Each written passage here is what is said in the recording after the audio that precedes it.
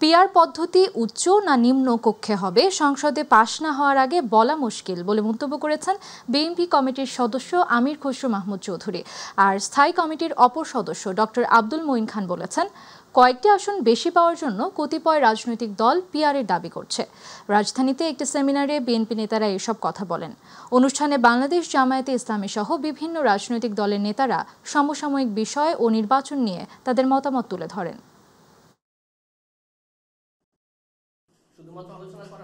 ঐক্যমত কমিশন যে সবকিছু ডিসাইড করে দিতে পারবে এটা বোঝার কোনো কারণ নেই।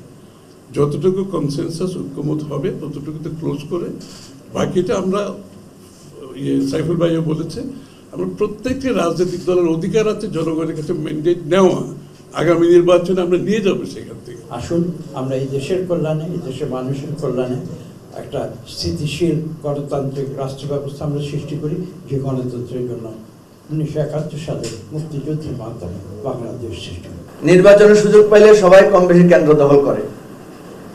এই জন্য আমি একই সুরে বলতে চাই যে নির্বাচন পদ্ধতি যত না গুরুত্বপূর্ণ, তার চাইতে বড় গুরুত্বপূর্ণ হচ্ছে আমরা গণতান্ত্রিক সংস্কৃতিতে আমাদের একটা সুষ্ঠু নির্বাচন আমরা কতটুকু নিশ্চিত করতে পারছি। অভিযোগ, পাল্টা অভিযোগ, এগুলো আমাদের নির্বাচনের ইতিহাস। ফলাফলের ক্ষেত্রে আছে, ইলেকশন পরিবেশের ক্ষেত্রে আছে। আমরা মনে করি যেটা এই পদ্ধতিগত ত্রুটির কারণেই এ ধরনের পরিস্থিতি তৈরি হচ্ছে, জনগণ ভোট দিতে পারছে না। জুলাই যে সনদে যেটা আমরা চূড়ান্তভাবে গ্রহণ করেছি সেখানেও নিম্ন কক্ষের ব্যাপারে কোনো আলোচনা নাই। তার মানে বিদ্যমান যেভাবে আছে সেভাবে নির্বাচনটা হবে। বাংলাদেশ জামায়াতে ইসলামীর সেক্রেটারি জেনারেল ও সাবেক এমপি অধ্যাপক মিয়া গোলাম পরওয়ার বলেছেন, নির্বাচন যতই ঘনিয়ে আসছে প্রশাসনের বিভিন্ন স্তরে অস্থিরতা বাড়ছে। দু একজন উপদেষ্টা এবং প্রশাসন গোপনে গোপনে ষড়যন্ত্র করে একটি দলকে ক্ষমতায় নেওয়ার চেষ্টা করছে। তারা কেমন যেন একটা চাপের মধ্যে আছেন।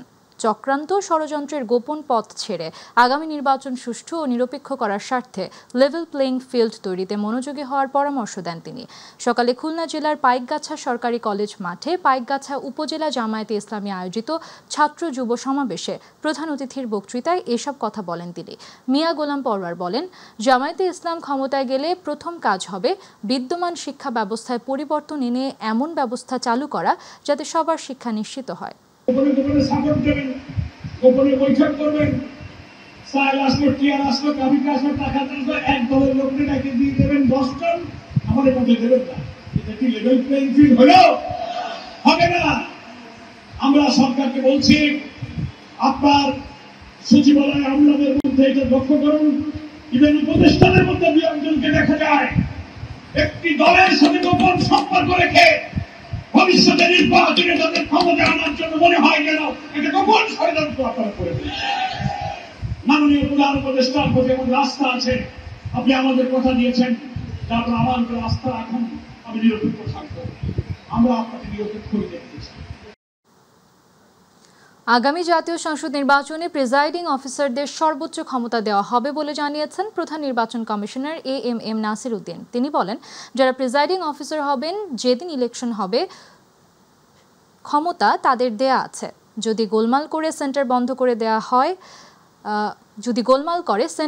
করে দেওয়া হবে, দরকার হলে পুরো আসনে ভোট বন্ধ করে দেওয়া হবে। বর্তমান কমিশন সহজে ছাড়ার পাত্র নয়। সকালে চট্টগ্রাম আঞ্চলিক লোক প্রশাসন প্রশিক্ষণ কেন্দ্রে আয়োজিত এক কর্মশালায় প্রধান অতিথির বক্তব্যে তিনি এসব কথা বলেন। নির্বাচন প্রক্রিয়ায় ভোট গ্রহণকারী কর্মকর্তাদের দায়িত্ব পালনে চ্যালেঞ্জসমূহ নিরূপণ ও উত্তরণের উপায় শীর্ষক এ কর্মশালার আয়োজন করে চট্টগ্রাম জেলা নির্বাচন অফিস। সিইসি বলেন, আমাদের সবাইকে মিলে একটা সুন্দর নির্বাচন করতে হবে। নির্বাচনের দায়িত্বপ্রাপ্তদের যদি কেউ অর্পিত ক্ষমতা ব্যবহার না করেন তাহলে এটাকে কমিশন অপরাধ হিসেবে নেবে। শুরু করেছে, আপনারা টের পাচ্ছেন। যারা প্রিসাইডিং অফিসার হবেন, আমি তাদের উদ্দেশ্যে একটা জিনিস বলতে চাই, যেদিন ইলেকশন হবে আপনি মনে করেন you are the chief election officer of that centre. Returning অফিসারের কাছে এবং প্রিসাইডিং অফিসারের কাছে সব ধরনের ক্ষমতা দেওয়া আছে। যদি গোলমাল করে সেন্টার বন্ধ করে দিবেন, 3টা গোলমাল হলে 3টা সেন্টার বন্ধ করে দেবেন, দেখা হলে আমার পুরো কনস্টিটিউশনে ক্যান্সেল করে দেব, বন্ধ করে দেবো ইলেকশন। আমরা সহজে ছাড়ার পাত্র নই। উপদেষ্টা হিসেবে সেফ এক্সিটের প্রয়োজন নেই, তবে জাতি হিসেবে সেফ এক্সিটের প্রয়োজন রয়েছে বলে মন্তব্য করেছেন আইন উপদেষ্টা ডক্টর আসিফ নজরুল। সকালে রাজধানীর হোটেল ইন্টারকন্টিনেন্টালে খসড়া জাতীয় মানবাধিকার কমিশন অধ্যাদেশ 2025 বিষয়ক জাতীয় পরামর্শ সভায় এই মন্তব্য করেন তিনি। আসিফ নজরুল বলেন, বিগত 16 বছর দুঃশাসন, গুম, খুন ও লুটপাট দেখলাম। অসুস্থ, ভয়াবহ, আত্মধ্বংসী কাঠামো থেকে আমাদের জাতি হিসেবে অবশ্যই সেফ এক্সিটের দরকার রয়েছে। আসিফ নজরুল বলেন, ভালো আইন করা মানেই পুরো দেশটা পরিবর্তন হয়ে যাবে, এটা আশা করা কঠিন। আইন করার ক্ষেত্রে ব্যর্থতার সংখ্যা কম, তবে প্রতিষ্ঠান করার ক্ষেত্রে অব্যর্থতা সীমাহীন, কারণ অনেক সীমাবদ্ধতা রয়েছে। রাষ্ট্রপতি কখনোই স্বাধীনভাবে প্রধান বিচারপতি নিয়োগ করেন নাই, সবসময় প্রধানমন্ত্রীর ইচ্ছায় হয়েছে বলেও উল্লেখ করেন আইন উপদেষ্টা।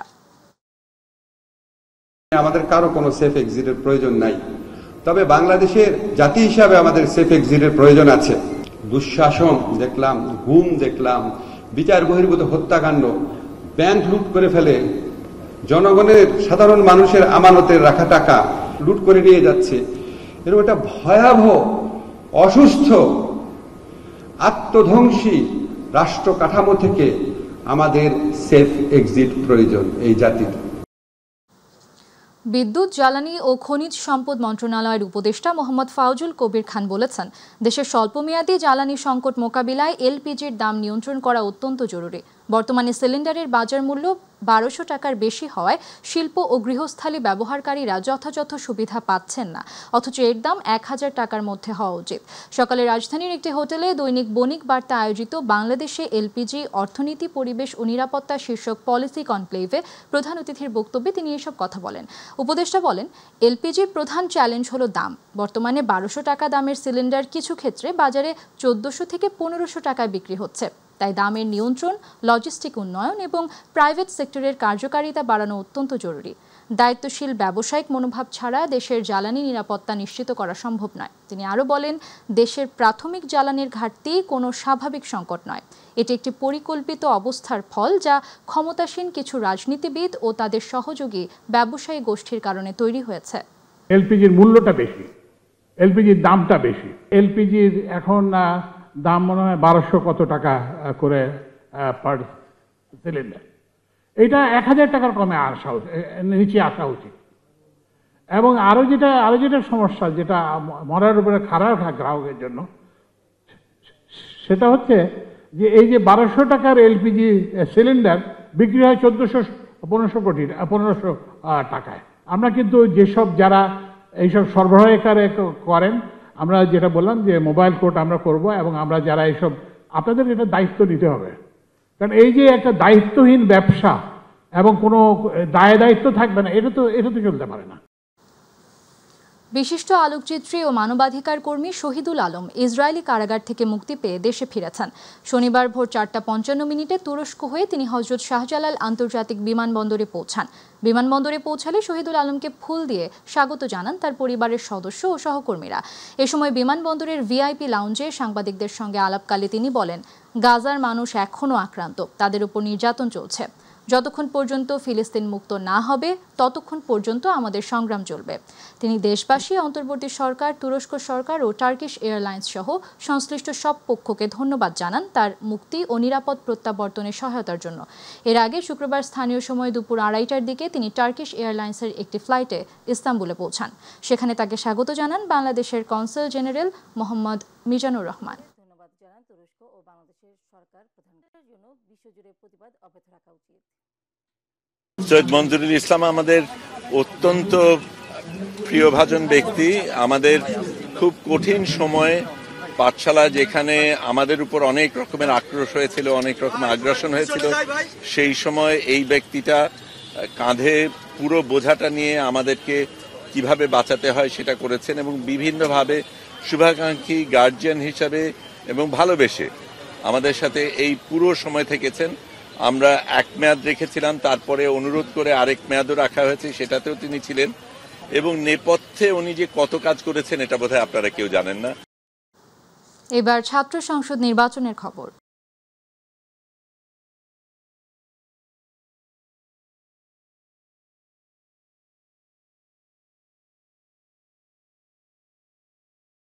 পুরো দমে জমে উঠেছে রাকসুর প্রচারণা। ক্যাম্পাসের হলপাড়া, টুকিটাকি চত্বর সহ সবখানেই সাধারণ শিক্ষার্থী, প্রার্থী ও সমর্থকদের মিলন মেলায় পরিণত হয়েছে। সকলের চাওয়া একটাই, যথাসময়ে হোক রাকসু নির্বাচন। এদিকে শিক্ষকদের আন্দোলন রাকসু নির্বাচনের পরে আবারও শুরু করার সিদ্ধান্ত হয়েছে। প্রতিনিধি শাহরিয়ার অন্তুর তথ্য ও ছবিতে আতিকুর রহমান তিতাসুর রিপোর্ট।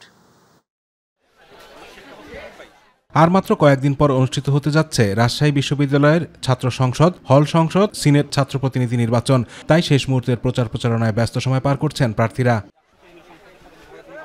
পুজোর ছুটির পর ক্যাম্পাসে ফিরেছেন শিক্ষার্থীরা। এতে করে আবারও পুরোদমে জমে উঠেছে রাকসুর প্রচারণা। ক্যাম্পাসের হলপাড়া, টুকিটাকি চত্বর, পরিবহন মার্কেট, শহীদ বুদ্ধিজীবী চত্বর ও শহীদ মিনার প্রাঙ্গণ সবখানেই সাধারণ শিক্ষার্থী, প্রার্থী ও সমর্থকদের মিলন মেলা পরিণত হয়েছে। সকলের চাওয়া একটাই, যথাসময়ে হোক রাকসু নির্বাচন। এখন পরিবেশটা সুন্দর হচ্ছে, ভোটাররা উপস্থিত আছে, হয়তো অনেকে ছিল না, আসছে, হয়তো দু একদিনের মধ্যে আরও চলে আসবে। সকল প্রার্থী উৎসবমুখর পরিবেশে 16 অক্টোবরকে সামনে রেখে নির্বাচনী প্রচারণা চালাচ্ছে। ক্যাম্পাসে দেখা যাচ্ছে এখন উৎসবমুখর পরিবেশ, একদিকে যেমন ক্লাস চলছে আর একদিকে তেমন আমাদের প্রচারণার কাজ চলছে। আমরা যারা প্রার্থীরা আছি, আমাদের একটাই লক্ষ্য, নিরাপদ, ভয়হীন, সাইবার বুলিং মুক্ত, হেনস্থা মুক্ত একটি ক্যাম্পাস গড়ে তোলার জন্য। শিক্ষার্থীদের দৃষ্টি আকর্ষণ করতে বিভিন্ন অভিনব কায়দায় প্রচারণা চালাচ্ছেন কিছু প্রার্থী। কেউ বা নবাব সিরাজউদ্দৌলা, আবার কেউ গান গেয়ে ভোটারদের কাছে ভোট প্রার্থনা করছেন। চেষ্টা করছি যে প্রতিবাদ করে, মানে প্রতিবাদের অসঙ্গতি এবং সমাজের অসঙ্গতিটা তুলে ধরে আমাদের সংস্কৃতিতে ভবিষ্যতে কি হতে পারে, কি হতে যাচ্ছে, সেই জায়গাটা আমার ভোটারদের কাছে সচেতন করতে আসছি। রাকসু নির্বাচনে সর্বমোট ভোটার সংখ্যা 28,901 জন। 14 সেপ্টেম্বর প্রকাশিত রাকসু নির্বাচনের চূড়ান্ত প্রার্থী তালিকায় মোট প্রার্থী 247 জন, যেখানে ভিপি পদে 18 জন, জিএস পদে 13 জন এবং এজিএস পদে 16 জন প্রতিদ্বন্দ্বিতা করছেন। সিনেটে ছাত্র প্রতিনিধি পদে প্রতিদ্বন্দ্বিতা করছেন 58 জন। ভিপি পদে 1 জন নারী রয়েছেন, জিএস পদে 4 জন এবং এজিএস পদে নারী সংখ্যা 2 জন। এদিকে শিক্ষকদের সঙ্গে ছাত্রদের বিদ্যমান সমস্যা দূর করতে বিশ্ববিদ্যালয়ের ভিসি সহ শিক্ষকরা একটি সভা করেছেন। সভায় সর্বসম্মতিক্রমে শিক্ষকদের আন্দোলন রাকসু নির্বাচনের পর আবারও শুরু করার কথা জানিয়েছেন এই শিক্ষক নেতা। রাকসু নির্বাচন সুষ্ঠু, নিরপেক্ষ এবং আনন্দ ঘন পরিবেশে, উৎসবমুখর পরিবেশে অনুষ্ঠিত হোক। আমাদের আন্দোলন, আমাদের কারণে, আমাদের কর্মসূচির কারণে এই রাকসু নির্বাচনে কোনো ব্যাঘাত ঘটুক, এটা আমরা চাই না। উৎসবমুখর পরিবেশে 16 অক্টোবর নির্বাচন অনুষ্ঠানের জন্য ইতিমধ্যেই সব ধরনের প্রস্তুতি সম্পন্ন করেছে নির্বাচন কমিশন। আতিকুর রহমান তিতাস, মাই টিভি। বরগুনার সদর ও বেতাগী উপজেলার বেশ কয়েকটি গুরুত্বপূর্ণ এলাকা এখন নদী ভাঙনের মুখে। শহর রক্ষা বাঁধের কাজ দীর্ঘদিন ধরে ধীর গতিতে চলায় আতঙ্কে দিন কাটাচ্ছেন স্থানীয় বাসিন্দা ও ব্যবসায়ীরা। নিয়মিত জোয়ারে তলিয়ে যাচ্ছে বাজার ও সড়ক, বিলীন হচ্ছে জনপদ। প্রতিনিধি শফিকুল ইসলাম স্বপনের রিপোর্ট, জানাচ্ছেন শামস তাবরিজ উচ্ছ্বাস। বরগুনা সদর উপজেলার বদরখালী ইউনিয়নের ঐতিহ্যবাহী ফুলজুরি বাজার এবং বেতাগী পৌর শহরের নদীপাড় নিয়মিত জোয়ারের পানিতে তলিয়ে যাচ্ছে। শহরের রক্ষাবাদের ব্লকের কাজ বছরের পর বছর ধীরগতিতে চলায় আতঙ্কে দিন কাটাচ্ছেন ব্যবসায়ী ও পরিবহন শ্রমিকরা। স্থানীয়দের অভিযোগ, প্রায় 1 বছর আগে শুরু হওয়া বাঁধ নির্মাণের কাজ শুরু করেই বন্ধ করে দেয় ঠিকাদার প্রতিষ্ঠান। ফুলঝুরি বাজারের বড় অংশ এখন জোয়ারের পানিতে তলিয়ে যাচ্ছে। দিনকে দিন নদীগর্ভে বিলীন হচ্ছে বাজারটি। এখানে ব্লক আসার কথা, কিন্তু ব্লক আসে না, পানিতে তলাই যায়, ভাঙ্গিচুরা নদীতে যাইতে আছে। ব্লকটা হইলে মনে হয় যে পানির চাপটা কম থাকবে, কিন্তু এই একটু জোব হইলে এই রাস্তাঘাটে পানি উঠে আমাকে দোকানপাট তলাই যায়। এই বাজারে জোবার পানি উঠে ভরিয়ে যায়, অনেক ব্যবসায়ী ক্ষতিগ্রস্ত হয়, লক্ষ লক্ষ টাকার মাল ভিজে পুড়িয়ে যায়। শুধু ফুলজুরি নয়, একই অবস্থা বেতাগী পৌরসভার নদী পাড়েরও। সড়কের অনেকাংশে ইতিমধ্যে নদীতে বিলীন হয়ে গেছে। একই চিত্র দেখা গেছে কালিকাবাড়ি বাজার এবং বামনা উপজেলার রামনা লঞ্চঘাট এলাকাতেও। আমাদের এই নদীর পাড়ে ঘর এবং আমাদের ব্যবসা বাণিজ্য জোয়ারের সময় তলাই যায়, যাতে কাজটা দ্রুত হয় আমরা এটা আশা করি। ব্লকটা দিলে রাস্তাঘাটটা হইলে আমাকে বাজারটা ইতে থাকে, নালে তো পানিতে তলাই যায়। ইতিপূর্বে অনেক ঠিকাদার প্রতিষ্ঠান কাজ ফেলে চলে গেছে, তাই দ্রুত রিটেন্ডারের মাধ্যমে নতুনভাবে কাজ শুরু করার উদ্যোগ নেওয়া হচ্ছে বলে জানান সংশ্লিষ্টরা। বিষখালী নদীতে যখন পানি বাড়ছে, রাস্তাটা ভেঙে যাচ্ছে, কাজেই কাজটা যত দ্রুত করা যায় তত ক্ষেত্রে আমাদের এই প্রকল্পের যে উদ্দেশ্য সেটা বাস্তব। একটা প্যাকেজে ঠিকাদারের অগ্রগতি কম থাকা, ইতিমধ্যে আমরা সেই ঠিকাদারের কার্যাদেশ বাতিল করেছি। ইতিমধ্যে সাইটে মোবিলাইজেশন হয়েছে। আমরা আশা করতেছি এই মাস থেকেই আমরা পুরোদমে কাজ শুরু করতে পারবো। বারবার আশ্বাস নয় ফুলঝুরি বাজার এবং বেতাগী পৌর শহরের মানুষের একটাই দাবি, যত দ্রুত সম্ভব শহর রক্ষাবাদের কাজ সম্পন্ন করা হোক। শামস তাবরিজ উচ্ছ্বাস, মাই টিভি নিউজ ডেস্ক। নৌপরিবহন উপদেষ্টা অবসরপ্রাপ্ত brigadier general doctor M Sakhawat Hossain বলেছেন, সরকার চায় নির্বাচন কমিশন শতাব্দীর সেরা নির্বাচন আয়োজন করুক। সেক্ষেত্রে সাংবাদিকদের উপর আরোপিত বিধিনিষেধ কমিয়ে আনতে হবে। ডেইলি স্টারের সভাকক্ষে নির্বাচন কমিশন প্রণীত সাংবাদিকদের জন্য নীতিমালা 2025-এর আলোচনা সভায় তিনি এসব কথা বলেন।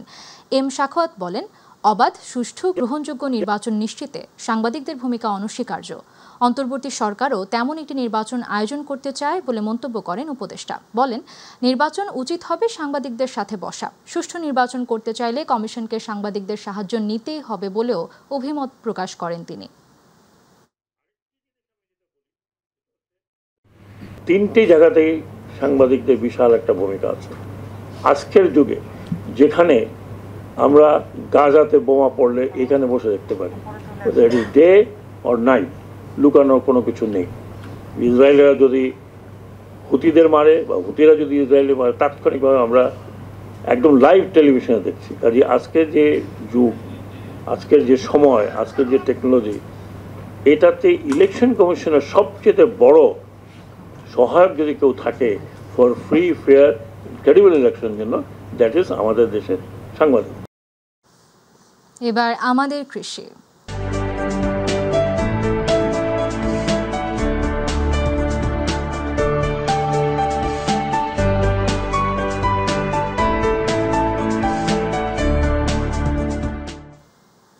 পার্বত্য জেলা বান্দরবানে শুরু হয়েছে জুমের ধান কাটার মহা উৎসব।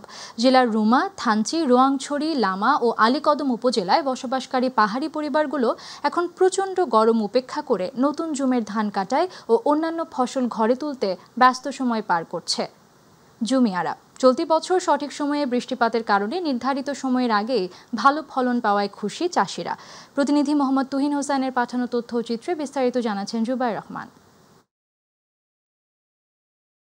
বান্দরবানের পাহাড়ে বসবাসরত 11টি ক্ষুদ্র নৃগোষ্ঠীদের প্রধান পেশা জুম চাষ। তারা এ জুম চাষের মাধ্যমে জীবন জীবিকা নির্বাহ করে আসছে যুগের পর যুগ ধরে। এবছর পাকা ধানের সোনালী রঙের রঙিন হয়ে উঠেছে বান্দরবানের সবুজ পাহাড়, আর সে নতুন ফসল ঘরে তুলতে ব্যস্ত হয়ে উঠেছে পাহাড়ি জুমিয়ারা। প্রতি বছর এপ্রিল মাসের শেষের দিকে শুরু হয় জুমে ধান লাগানোর প্রক্রিয়া। প্রায় 3 থেকে 4 মাস পরিচর্যার পর সেপ্টেম্বর মাসের শেষ দিক থেকে পাহাড়ে জুমের ধান কাটা শুরু করে জুমিয়ারা, আর শেষ হয় অক্টোবর মাসে। আমাদের পাহাড়ের যে জুম চাষ আছে, এটা হচ্ছে একটা ট্র্যাডিশনাল মতো, যেটা বছরের পর বছর বা যুগের পর যুগ চলতেছে। আমরা যারা আদিবাসী তারা জুম চাষের উপর নির্ভরশীল। বিভিন্ন ধরনের শাক সবজি, ধান, মরিচ, আদা, হলুদ লাগাই একসাথে। কৃষি বিভাগের তথ্য মতে 2025-26 অর্থ বছরেই বান্দরবানেই আবাদ হয়েছে 7,300 হেক্টর। এর উৎপাদনের লক্ষ্যমাত্রা ধরা হয়েছে 10,366 মেট্রিক টন। গতবারের চেয়ে এবছর জুমের ফসল ভালো হয়েছে বলে জানালেন জুম চাষিরা। 2 ধরনের ধান রোপণ করছি, এই বছরে ফলন আরো ভালো হবে।